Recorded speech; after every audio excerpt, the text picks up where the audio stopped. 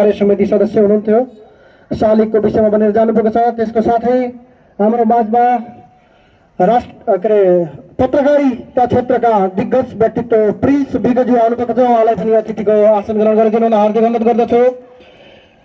त्यसै गरी देउडा सांस्कृतिक कार्यक्रम अब लगत्तै हाम्रो आधा घण्टाभित्र कार्यक्रम समापन भएर देउडा छ।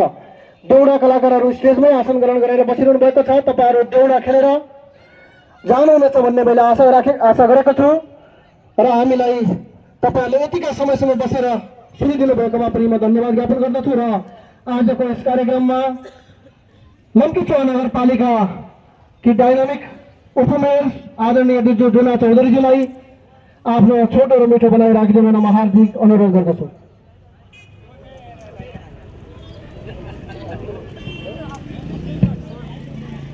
धन्यवाद उद्घोषक सर।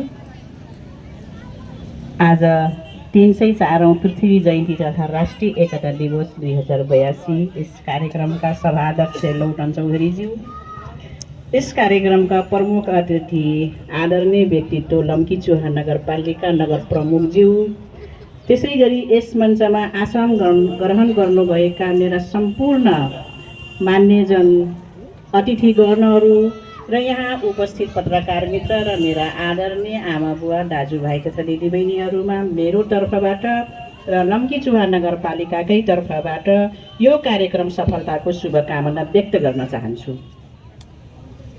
यो एकता दिवसको कुराहरू आउँदै गर्दाखेरि धेरै साथीहरूले यसको स्पष्टीकरण दिइसक्नु भएको छ।